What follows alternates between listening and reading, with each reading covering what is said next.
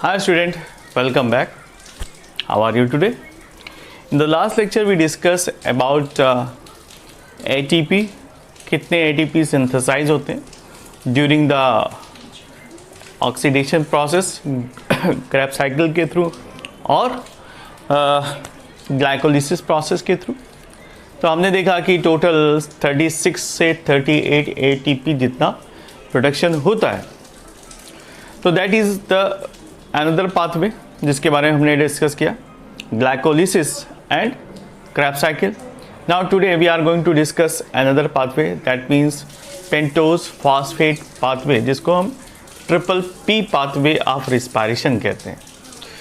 इस साइकिल के बारे में सबसे पहले बताया था वारबर्ग ने 1935 में, और उसके बाद नेक्स्ट साइंटिस्ट है डीकेन, जिन्होंने 1938 में एनिमल टिश्यू के अंदर पेंटोज फॉस्फेट पाथवे के बारे में बताया. एक्चुअली ये साइकिल पाई जाती है एनिमल्स में, एडिपोज टिश्यू में, स्पेशली लीवर सेल्स में, मेमोरी ग्लैंड में, ठीक है. And this takes place in the cytoplasm. Alright, 1954 mister Racker scientist हैं जिन्होंने इसकी डिटेल इंफॉर्मेशन दी, जिसके बिहाफ पर हमें ट्रिपल पी के बारे में पता चला. सो नाउ हेडिंग डाल दीजिए, pentose phosphate pathway. Alright,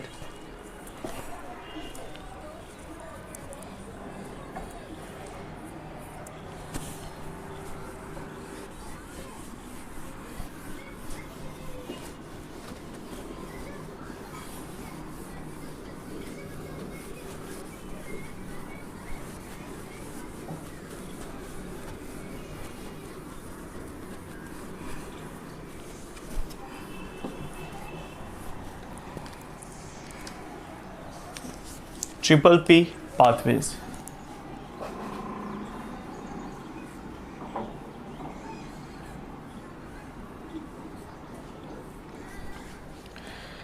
pentose phosphate pathways.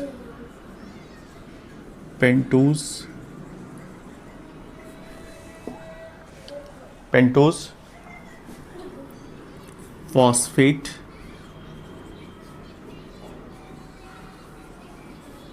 Pathway.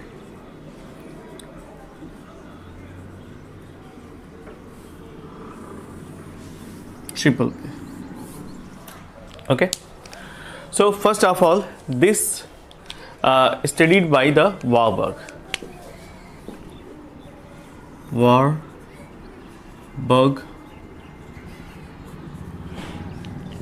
इसको रिपोर्ट कहाँ पर किया गया था? एनिमल टिश्यूज में. वारबर्ग के साथ दूसरे साइंटिस्ट थे decane.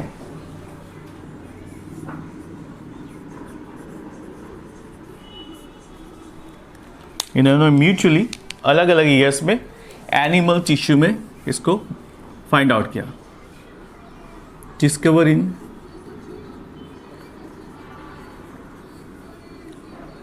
Animal tissue.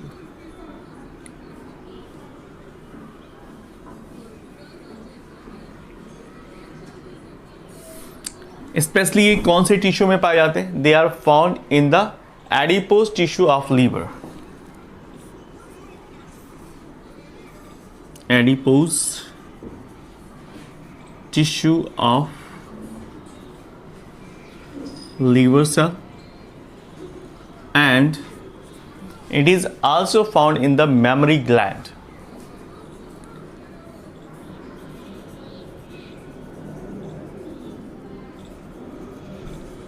Mammary gland in mammals, right? तो ये पाथवे यहाँ पर ढूंढा गया. मिस्टर रैकर ने इसके बारे में detail information the.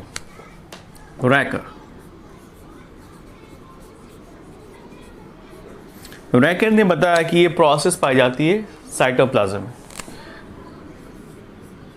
It takes place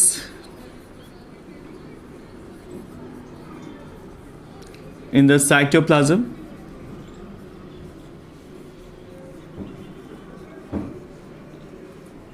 Okay, next point, and he gave the detailed description. अब इसको आगे स्टडी करते हैं. It is also known as hexose monophosphate pathway. क्यों? क्योंकि यहाँ पर हेक्सोज मॉलिक्यूल का एक सिंगल पाथवे चलता है।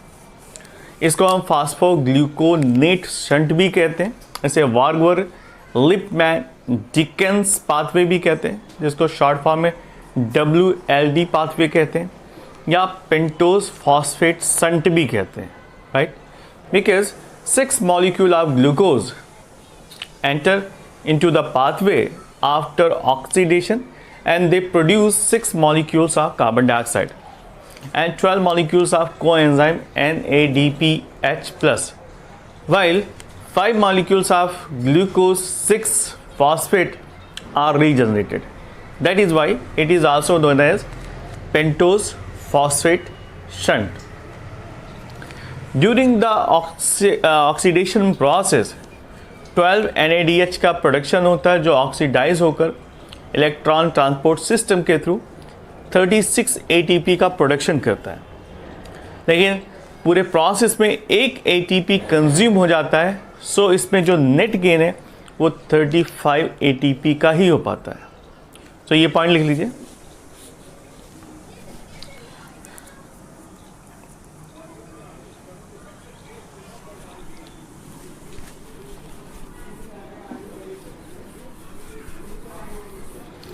In this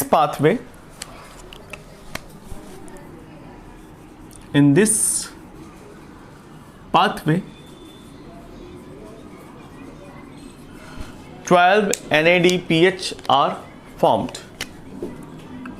12 NADPH plus form or synthesized.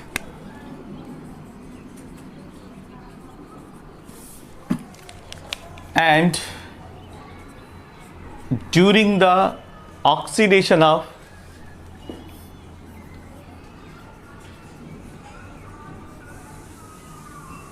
oxidation of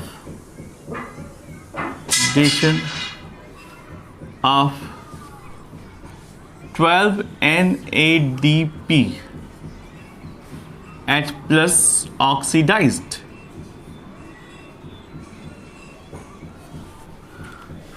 total कितने ATP का फॉर्मेशन होता है? जब इलेक्ट्रॉन ट्रांसपोर्ट सिस्टम में NADPH ऑक्सीडाइज होता है तो 36 ATP का फॉर्मेशन होता है। Oxidise in electron transport system in ETS, it generate 36 ATP, right? क्योंकि इस पूरे प्रोसेस में एक ATP कंज्यूम हो जाती है in the phosphorylation process of glucose, then the total gain of ATP is 35. So total ATP,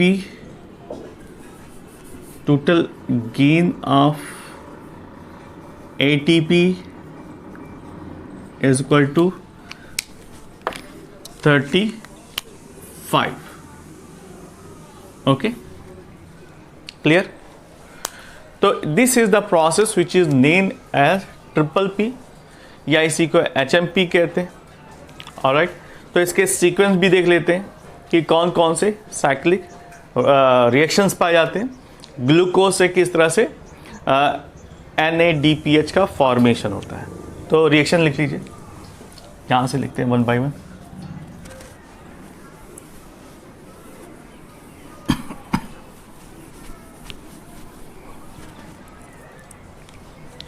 first of all glucose 6 molecule, 6 glucose ये enter करता है और यहीं पर एक ATP खर्च हो जाता है और बन जाता है 6 glucose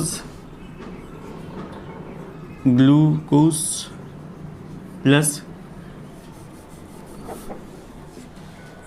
glucose 6 phosphate, glucose 6 phosphate का फॉर्मेशन होता है। और इसमें कंज्यूम होता है 1 ATP। ओके, ऑलराइट, लिखते हैं 6 glucose 6 phosphate now act with NADP plus NADP,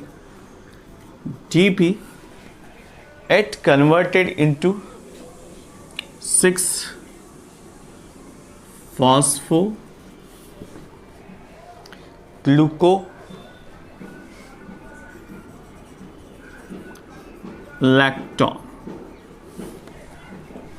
plus 6 NADPH, NADPH plus, all right,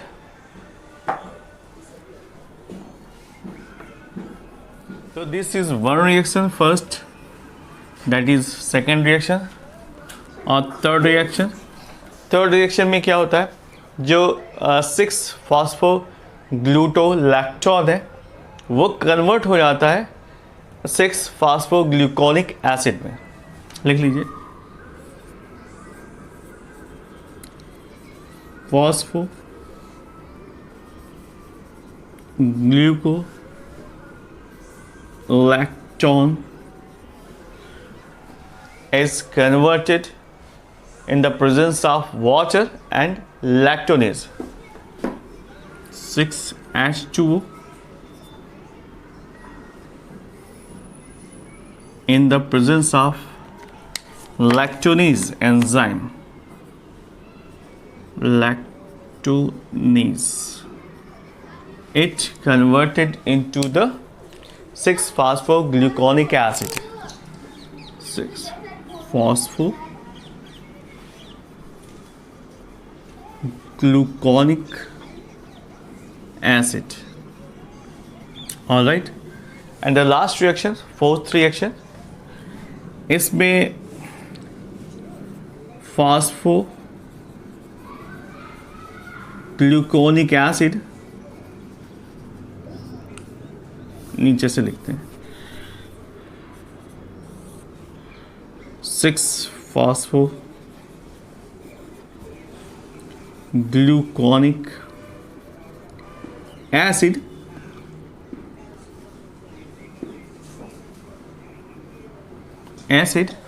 is now converted into 6 ribulose 5 phosphate in the presence of 6 NADP, sorry। तो NADP की presence में ये convert हो जाता है ribulose by 5 phosphate में, plus NADP, alright,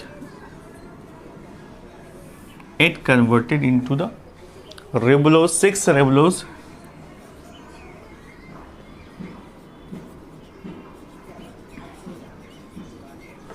6 ribulose 5 phosphate, मैं यहाँ P पर लिख देता हूँ शॉर्ट में, 5 phosphate प्लस 6 कार्बन डाइऑक्साइड जो रिलीज होती है, plus 6 NADPH, NADPH plus H plus, तो 6 यहाँ पर 6 यहाँ पर, टोटल कितने हो गए 12 NADPH जो मैंने आपको रिएक्शन में दिखाया था। और इन्हीं 12 NADPH की वजह से टोटल 35 ATP का प्रोडक्शन होता है, क्योंकि यहाँ पर ऑलरेडी 1 ATP कंज्यूम हो गया, तो नेट प्रॉफिट होता है 35 ATP का, alright. And this 6 molecules of ribulose by 5 phosphate finally from 5 molecules of glucose 6 phosphate, that means जो 6 मॉलिक्यूल ribulose 5 phosphate के बनते हैं वो कन्वर्ट हो जाते हैं या बनाते हैं 5 मॉलिक्यूल ग्लूकोज 6 phosphate के। So in this way the complete oxidation of glucose 6 phosphate forms 12 molecules of NADPH plus H plus through triple P, right?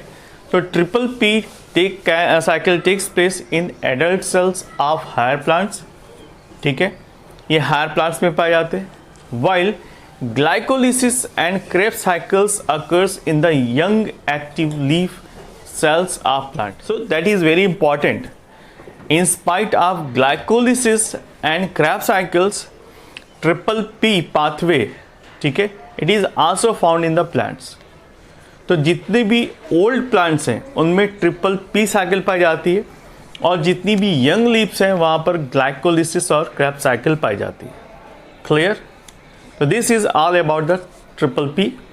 Now heading डाल दीजिए एन एरोबिक respiration.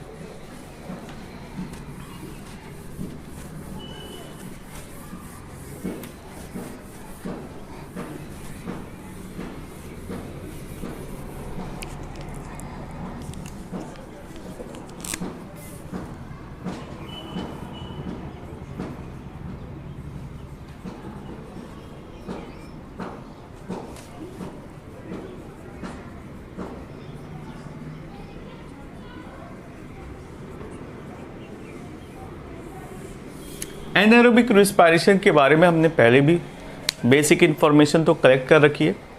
इसका मतलब क्या होता है एनारोबिक रिस्पायरेशन? इसका मतलब होता है लैक ऑफ ऑक्सीजन. यहाँ पर ऑक्सीजन का यूटिलाइजेशन नहीं होता. That means it does not use molecular oxygen and incompletely oxidised the organic food. यहाँ पर जो ऑर्गेनिक फूड होता है, फॉर एग्जाम्पल ग्लूकोज, इसका इनकम्प्लीट ऑक्सीडेशन होता है. तो instead of formation of carbon dioxide and water, they release certain other amount of product like ethyl alcohol plus carbon dioxide. यहाँ पर वाटर रिलीज नहीं होगा, तो कार्बन डाइऑक्साइड तो रिलीज होगी, लेकिन इनकम्प्लीट ऑक्सीडेशन की वजह से ये एथिल अल्कोहल या दूसरे एसिड में कन्वर्ट हो जाते हैं, और इससे जो एनर्जी रिलीज होती है उसका अमाउंट काफ़ी लेस होता है. That is why it is also known as intramolecular respiration. इसको हम इंट्रामॉलिक्यूलर रिस्पायरेशन के नाम से जानते हैं. एक रिएक्शन लिखते हैं जिसमें ग्लूकोज का इनकम्प्लीट ऑक्सीडेशन देखते हैं. ग्लूकोज का फार्मूला है C6H12O6, right? In the presence of enzyme,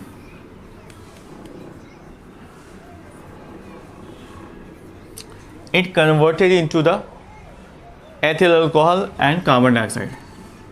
C2H5OH is the formula of ethyl alcohol plus carbon dioxide plus energy.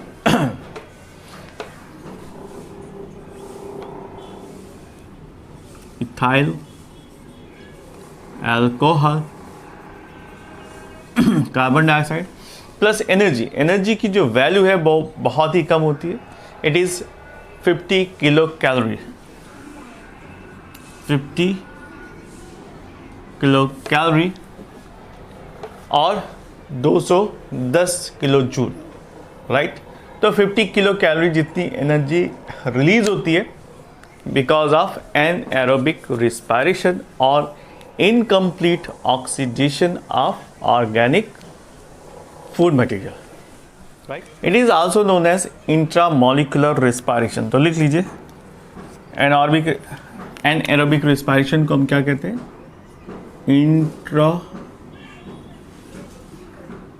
intramolecular respiration. Okay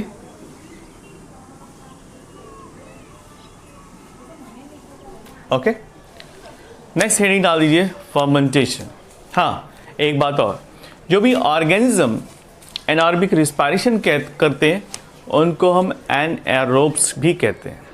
alright, next heading डाल दीजिए फर्मेंटेशन.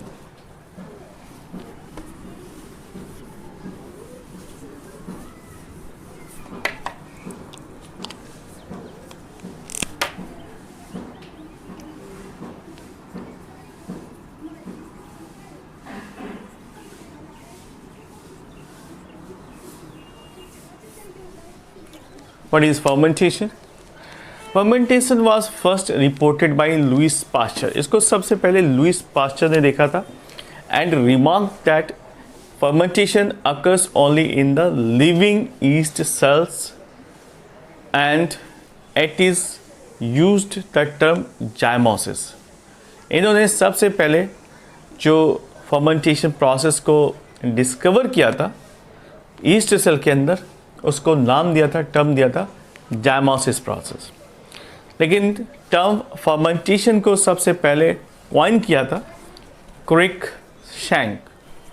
लिख लीजिए scientist का नाम लुइस पास्चर,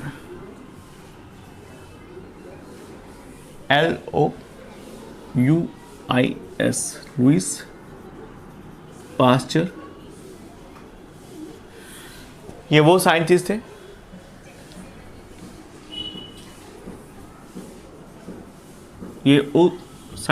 जिन्होंने सबसे पहले इसके बारे में बताया था, रिपोर्टिंग करी थी। फर्स्ट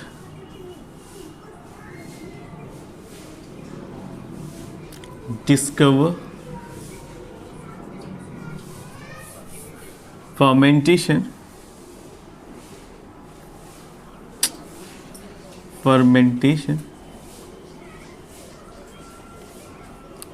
and named as,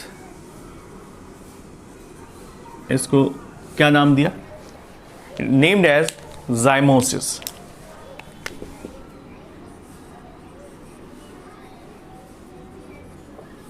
और ये किस में देखा था, ईस्ट सेल में।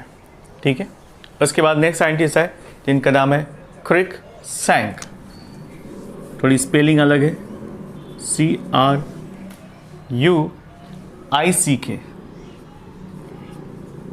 शैंक। नेक्स्ट साइंटिस्ट जिन्होंने टर्म कॉइन किया जिसको आज हम कॉमनली जानते हैं फर्मेंटेशन,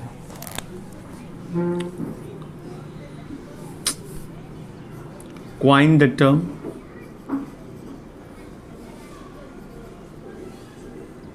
fermentation।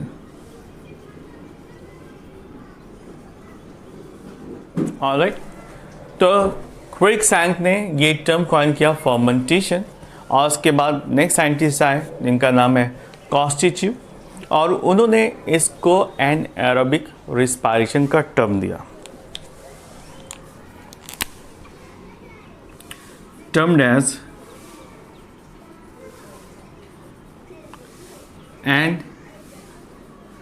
anaerobic respiration।